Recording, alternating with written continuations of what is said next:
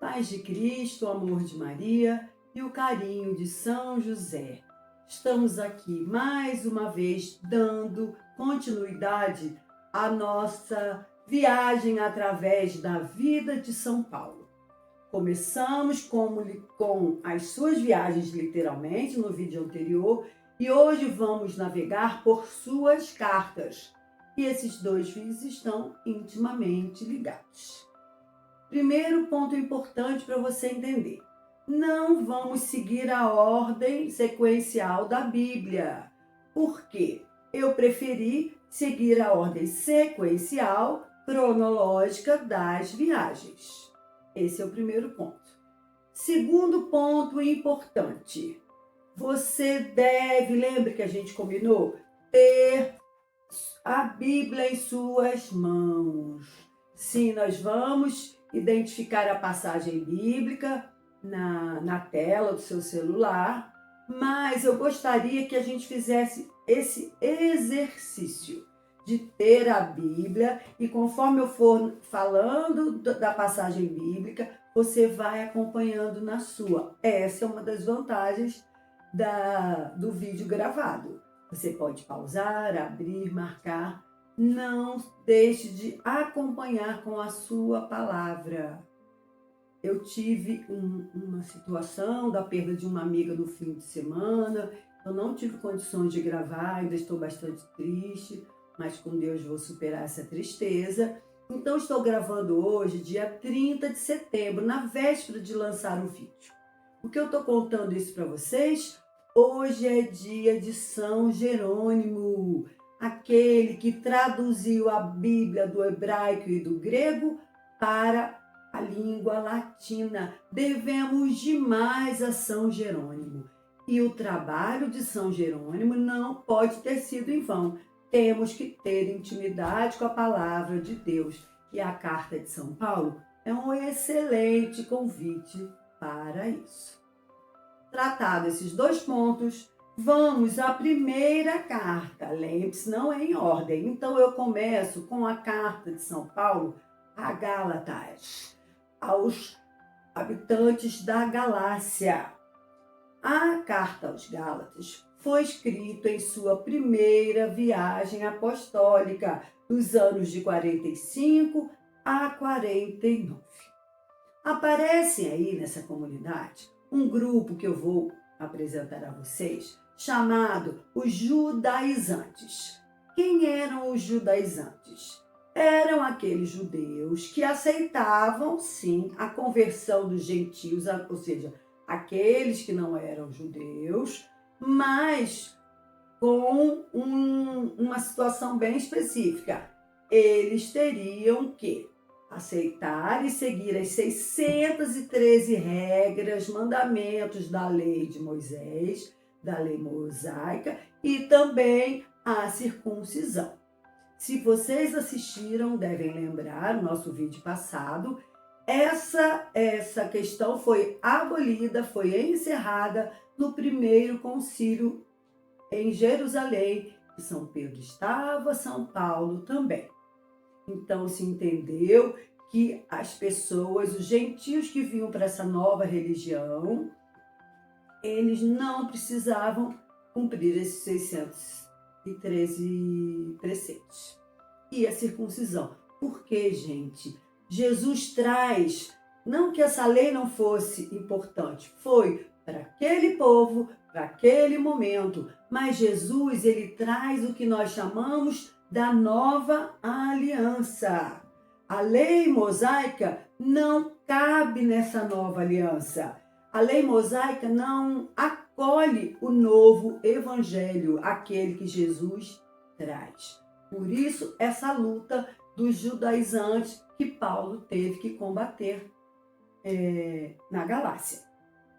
Essa é considerada a carta mais dura de São Paulo, principalmente pela rapidez com que os gálatas eles se afastaram do Evangelho de Jesus Cristo. Então, Paulo tem que intervir. Eu escolhi 2 versículos. Na verdade, o primeiro já está com a sua Bíblia na mão? Vamos pegar o marca-texto aí. Gálatas 5, de 19 a 25, que são as obras da carne e os frutos do Espírito. Ora, as obras da carne são estas: fornicação, impureza, libertinagem, idolatria, superstição, inimizades, brigas, ciúmes, ódio, ambição, discórdias, partidos, invejas, bebedeiras, orgias e outras coisas semelhantes. Dessas coisas vos previno, como já vos preveni. Os que a praticarem não herdarão o reino do céu, o reino de Deus. Ao contrário, o fruto do Espírito é caridade, alegria, paz, paciência, afabilidade, bondade, fidelidade, brandura, temperança. Contra essas coisas não há lei, pois os que são de Jesus Cristo crucificaram a carne com as paixões e concupiscências. Se vivemos pelo Espírito, andemos também de acordo com o Espírito. E eu gostaria de acrescentar capítulo 6, versículo 7. Não vos enganeis, de Deus não se zomba. O que o homem semeia, isso mesmo colherá. Então, as obras da carne são claras. É só a gente pensar no mundo que a gente vive. Mas olhe também para si e veja quais são as obras que ainda estão enraizadas na minha carne, que eu preciso lutar contra. Essa é uma primeira admoestação.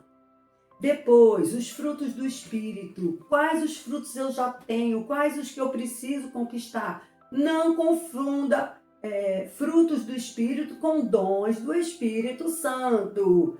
Fortaleza, sabedoria, temor de Deus, discernimento do Espírito. Não, os 7 dons são uma coisa. Aqui são os frutos do Espírito Santo. Se eu puder compartilhar com vocês, sem nenhum grau de soberba, dos dons, dos frutos do Espírito, eu acho que eu tenho mais conquistado aqui a caridade. É algo que está em mim, que eu aprendi muito com meu pai e eu soube desenvolver. E o que me falta desses aqui, com certeza, é a paciência. Eu tenho que trabalhar, mas eu estou a caminho e você está também. Essa foi a passagem de Gálatas. A segunda carta, o segundo grupo que a gente vai trabalhar, lembrando que não é na ordem, são as primeiras, a primeira e a segunda carta de Tessalonicenses. Nós vamos utilizar as duas juntas, assim como Coríntios, que são duas, nós vamos utilizar duas também. São os livros, gente, mais antigos do Novo Testamento. Sim, não é só das cartas, não. De todo o Novo Testamento. Lembra que eu disse para vocês também no outro vídeo que os evangelhos provavelmente foram escritos depois, mas pela sua importância, eles vêm antes? Tessalonicenses, as cartas aos Tessalonicenses, a Tessalônica, são talvez os mais antigos do Novo Testamento. Talvez, é o que vou dizer agora, ela tenha sido escrita em Coríntios, durante a sua segunda viagem missionária, dos anos de 50 a 52. Então, já falamos da primeira, já estamos na segunda. Tessalônica era uma cidade portuária, com forte decadência moral, típico das cidades portuárias. Eu morava numa cidade portuária com um porto muito efervescente, hoje até já não está tanto. O que acontece, vou ser bem clara com vocês, numa cidade portuária? Grandes navios, muitos marinheiros, e eles viajam por muito tempo, vão para a cidade para quê? Sair, beber e encontrar-se com mulheres. Então, a prostituição em cidades portuárias é uma coisa bem que acontece devido ao porto. Então, é o que acontecia aqui em Tessalônica, a decadência moral, como eu disse, típica das cidades portuárias. Ela era uma igreja jovem, que enfrentava perseguições. Imagina uma igreja jovem com um evangelho muito significativo nesse ambiente, talvez tão destrutivo, né? É uma igreja jovem que enfrentava perseguições. Por isso, gente, a primeira carta é cheia de encorajamento e conselhos práticos para os novos cristãos. Era o que São Paulo pretendia. A segunda carta, já vou falar já depois das passagens, deve ter sido escrita, gente, ouça bem, logo após a primeira. E tem como tema central um conteúdo já muito trabalhado aqui, que é a parousia. O que é a parousia? A segunda vinda de nosso Senhor Jesus Cristo. Que essa comunidade imaginava, gente, que já estava acontecendo, que Jesus já voltaria. O que gerou uma comunidade indolente e uma comunidade ociosa.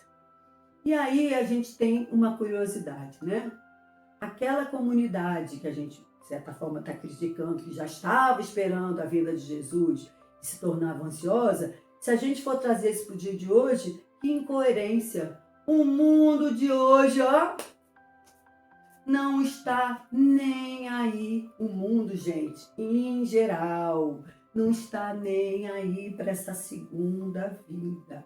Parece que não é a preocupação no mundo de hoje, mas nós, cristãos católicos de verdade, sabemos que temos que nos ocupar e nos preocupar com isso.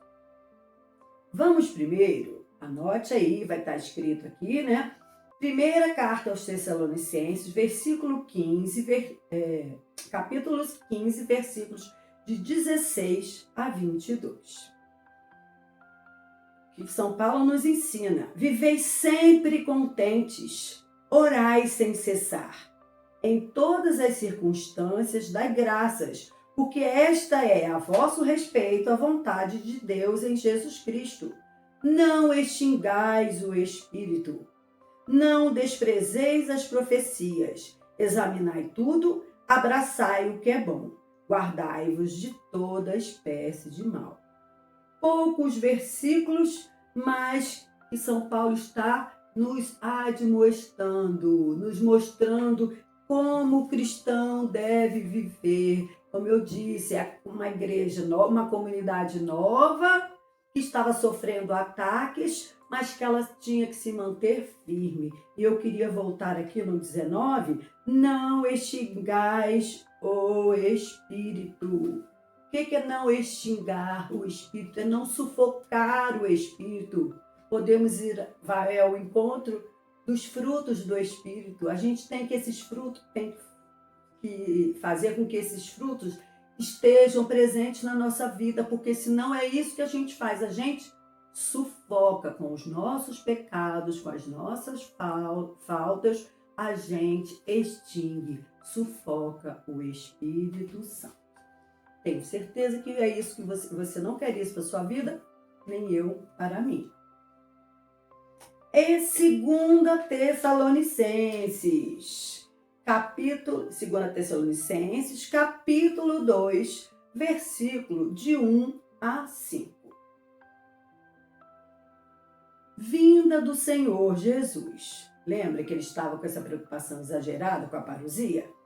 No que diz respeito à vinda do Senhor Jesus Cristo e nossa reunião com Ele, rogamo-vos, irmãos, não vos deixei facilmente perturbar o Espírito e alarmar-vos, nem por alguma pretensa revelação, nem por palavra ou carta tida como procedentes de nós, e que vos afirmassem estar iminente o dia do Senhor, ou seja, se alguém disse isso para vocês, não somos nós, porque isso não é verdade.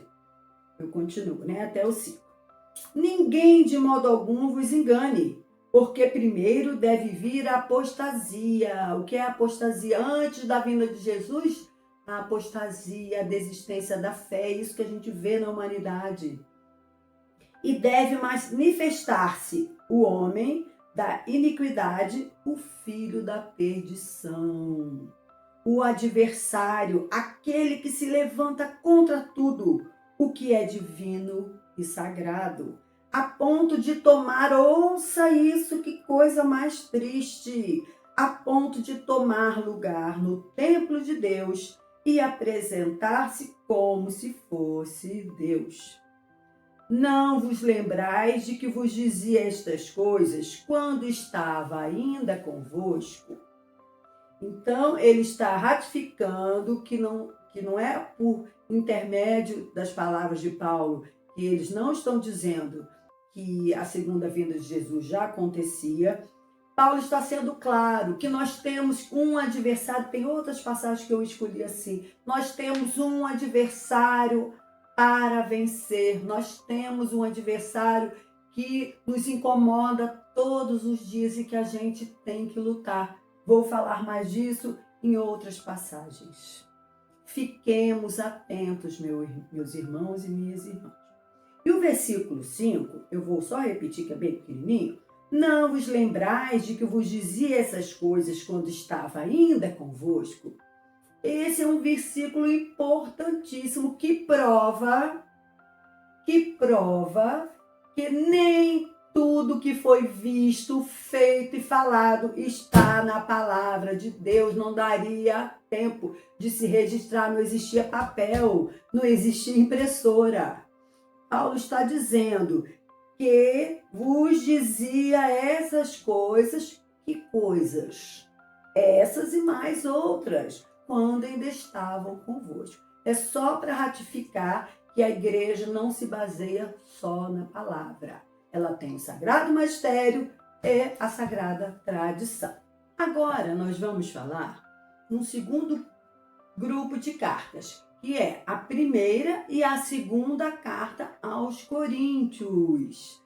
E elas são escritas na terceira viagem missionária de São Paulo, no ano de 55 a 56. Corinto, região também chamada de Acaia, era também uma cidade portuária e toda aquela problemática que eu já expliquei para vocês. São Paulo estava na cidade de Éfeso quando escreveu essa carta aos Coríntios. Escreve para eles de lá. A primeira carta, ela tem relação com a doutrina e também com a disciplina, como a moral cristã, com a Eucaristia. Ele fala dos carismas, da diversidade de dons, ou seja, bem doutrinária. A segunda carta, ele fala com relação a mal entendidos que ali surgiram naquela comunidade. Olha só, ele quer desfazer mal entendidos. E São Paulo diz assim, ele escreve esta carta com muitas lágrimas. Muito triste, não é? Porque, dentre outras coisas, ele estava tendo a sua autoridade contestada por aquela comunidade. E lá também haviam os judaizantes, que eu expliquei um pouco acima para vocês. E eu escolhi duas passagens. Uma pequenininha, que é Primeira Carta aos Coríntios, capítulo 3, versículos 1 e 2. A vós, irmãos, não vos pude falar como homens, como a homens espirituais, mas como a carnais, como a criancinhas em Cristo. Versículo 2, ouçam. Eu vos dei leite a beber, e não alimento sólido, que ainda não podeis suportar. Olha como Paulo tem que tratar essa comunidade como criancinhas incapazes de receber o alimento sólido da palavra, do evangelho. E aí a gente tem que pensar para a gente, quantas vezes eu me porto desta forma? Quando eu abro mão de ler a palavra, de ir à missa, de participar da minha comunidade, das atividades da minha comunidade, de querer me aprofundar na fé, de seguir páginas como essas. Quando você faz isso, você está sendo criança que bebe apenas o leite. Nós temos que crescer, independente da idade que você tenha, a gente tem que crescer para receber o alimento sólido da palavra. Em Apocalipse 10, São João tem essa visão de que ele recebe um livrinho das mãos de um anjo e ele engole esse livrinho. Ou seja, ele está engolindo a palavra de Deus. Ele come essa é o verbo que fala, né? Ele come esta palavra. Então, o que está querendo dizer? Estou ligando as duas coisas. A gente tem que conhecer a palavra para internalizar. E não é para conhecer, para ficar jogando capítulos, versículos aleatórios, não. É para trazer para a sua vida. É esse o objetivo das cartas de São Paulo, desse nosso estudo. Tá bem? Vamos nos mexer como São João? E São João fala assim, que quando ele engole o livro, ele sente um gosto doce na boca e um amargo no estômago. Por quê? Porque quando a gente recebe a palavra, a gente sente a alegria e o prazer de recebê-la. A dor de estômago é a dificuldade de levá-la adiante. Muitas das vezes, porque eu não tenho essa disposição em levar essa palavra adiante, muitas das vezes eu tenho essa disposição, mas eu não tenho quem a receba. Esse é o gosto amargo no estômago, que São João relata em Apocalipse. E 2 Coríntios, capítulo 11, versículos de 3 a 5. Mas temo que, como a serpente enganou Eva com sua astúcia, assim se corrompam os vossos pensamentos e se apartem da sinceridade para com Cristo. Porque quando aparece alguém pregando-vos outro Jesus, diferente daqueles que vos tenho pregado, ou se trata de receber outro Espírito diferente do que haveis recebido, ou outro Evangelho, diverso do que haveis abraçado, de boamente o aceitais. Mas penso que em nada tenho sido inferior a esses, ele usa aspas, eminentes apóstolos. Pois eu, embora seja de pouca eloquência, não acontece quanto à ciência, é o que em tudo e a cada passo vos tenho manifestado. Eu ia falar só até o 5, né? Mas foi até o 6. Essa passagem, eu escolhi essa para a gente pensar. Eu tentei ir ao encontro daquilo que eu disse anteriormente. O que está falando assim? Eu vou fazer uma expressão bem simples.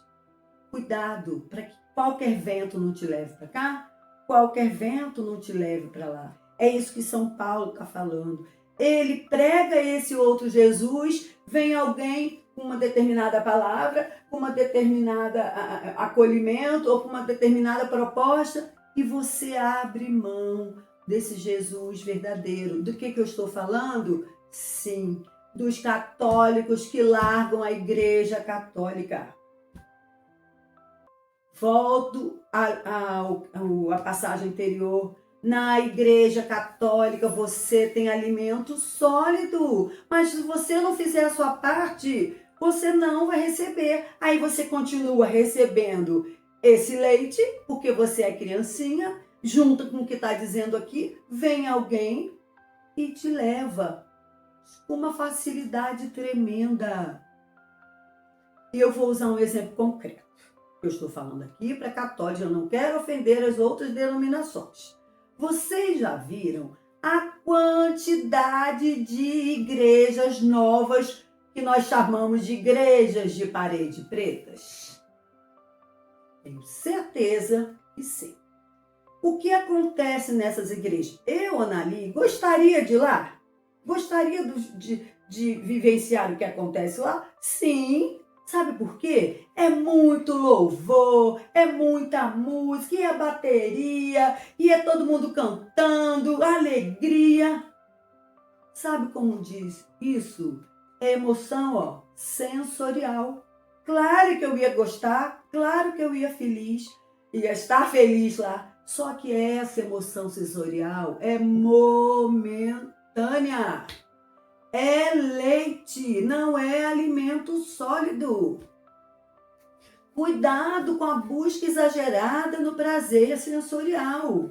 Nós temos a renovação carismática católica, que tem todo, né, esse movimento mais assim, de mais música, de mais louvor, só que a renovação carismática, ela é um dedo, da mesma igreja católica. Então, se você, como eu, gosta mais desse movimento, de uma missa com bastante música, né, você procure uma missa da renovação, vá a um grupo de oração, é um momento específico, mas isso não é a totalidade. Vamos reler depois na sua casa essa passagem de 2 Coríntios. Isso, gente, é muito, muito importante. E vamos falar da última, né? Porque senão o vídeo vai ficar de 2 horas. Nós vamos falar agora da carta aos Romanos. Depois da carta aos Romanos serão as cartas dos cativeiros. Por isso que eu vou deixar para um próximo vídeo, tá bem? A primeira carta na ordem da Bíblia é a carta de São Paulo aos Romanos. Primeira curiosidade, a comunidade de Roma não foi fundada por Paulo, e sim por Pedro. São Pedro fundou a comunidade de Roma. E a gente sabe da importância que essa comunidade teve para que o evangelho chegasse como nós dizemos, aos 4 cantos da terra. Essa carta foi escrita em 57, perto do fim da sua 3ª viagem missionária.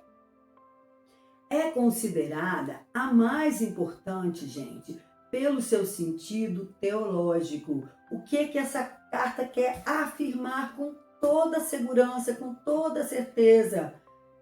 A obra redentora de Cristo. Nós não fomos mais salvos, aliás, nunca fomos, mas nós fomos salvos pela lei. Nós somos salvos pela pessoa de Jesus Cristo, que veio ao mundo para nos dar a salvação. Lembre-se que eu ensinei isso para vocês nos vídeos de escatologia. O céu se abre no momento em que a terra treme, no momento em que Jesus é crucificado. A morte de Cristo. Lembra que houve um terremoto, houve uma situação real, visível aos olhos. Quando Jesus é morto na cruz e Cristo nos abre o céu, traz a salvação. A obra redentora só vem pela pessoa de Jesus Cristo. E fala também da vida cristã. É a maior comunidade. E nesta carta, Paulo inicia com um prólogo que diz: Paulo, servo de Deus. Eu vou citar com vocês, capítulo 8, versículo 28, aí a gente pula de 31 a 35. 8, 28. Louvor ao amor de Deus. Aliás, sabemos que todas as coisas concorrem para o bem daqueles que amam a Deus, daqueles que são os eleitos segundo os seus desígnios. Pulemos para o 31. Que diremos depois disso? Se Deus é por nós, quem será contra nós? Aquele que não poupou seu próprio filho, mas que por todos nós o entregou, como não nos dará também com ele todas as coisas? Quem poderia acusar os escolhidos de Deus? É Deus quem os justifica. Quem os condenará? Cristo Jesus, que morreu, ou melhor, que ressuscitou, que está à mão direita de Deus, é quem intercede por nós. Quem nos separará do amor de Cristo? a tribulação, a angústia, a perseguição, a fome, a nudez, o perigo, a espada. Se a gente lesse o 37 até o 39, aí a gente completaria. Essa, para mim, é uma poesia. E dela sai um canto lindo. Você, ministro de música, você que compõe a música, não invente, ó. Só procurar na palavra de Deus. Até para isso o Evangelho serve, as cartas de São Paulo e todo a palavra de Deus, para que daí saiam louvores. E a gente, desculpe, mas eu tenho que dar uma cantadinha. Quem nos separará? Quem vai nos separar do amor de Cristo? Quem nos separará? Se Ele é por nós. E aí eu não vou mais fazer isso com vocês, não é? Essa passagem da carta aos Romanos. Quando você estiver triste, incrédulo, triste como eu estou nesse momento, por uma perda muito grande dessa minha amiga, a gente tem que olhar para essa passagem de Romanos. A tristeza não pode roubar o amor de Deus, que eu sei que Deus tem por mim. Não é linda? Esse louvor ao amor de Deus, é isso. Tinha que se transformar em música mesmo, não é? E aí, conta-se que, para terminar mesmo, que Santo Agostinho, que ainda não era convertido, filho de Mônica, que conta-se também que rezou por ele por quase 30 anos pela sua conversão daquele filho, que já tinha um filho também, Mônica já era avó. Santo Agostinho, um dia, viu a Bíblia numa mesa e ouviu, toma e lê.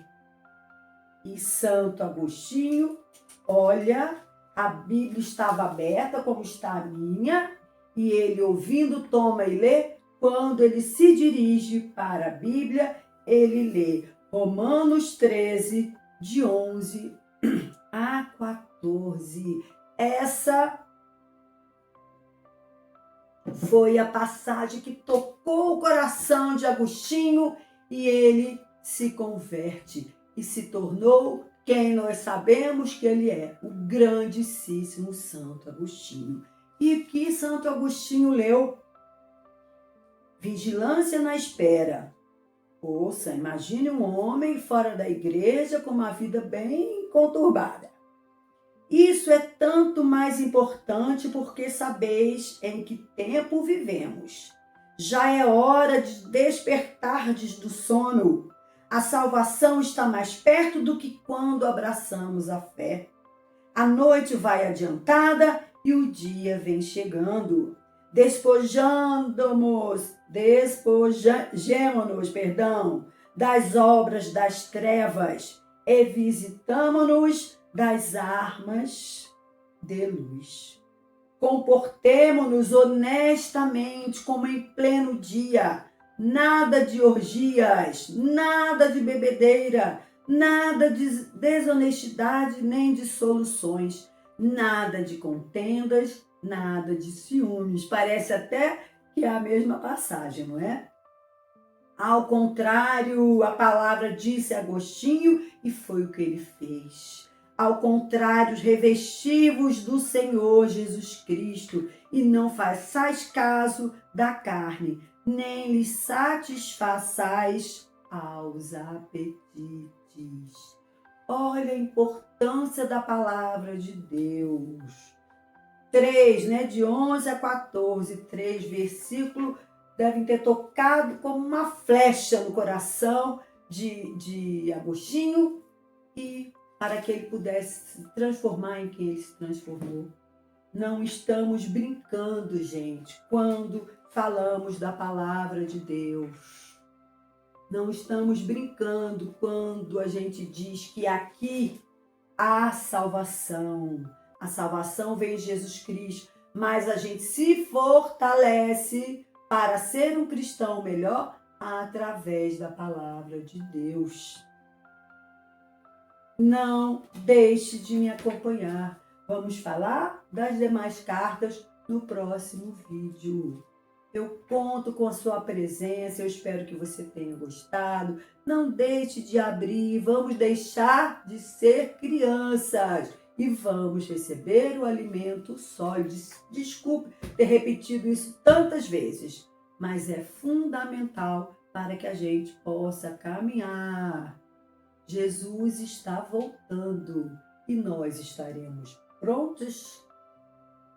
Te aguardo na quarta que vem. Senhor esteja conosco, Ele está no meio de nós. Pela intercessão de São Jerônimo e Santo Agostinho, abençoe-nos o Deus que é Pai, Filho e Espírito Santo. Amém.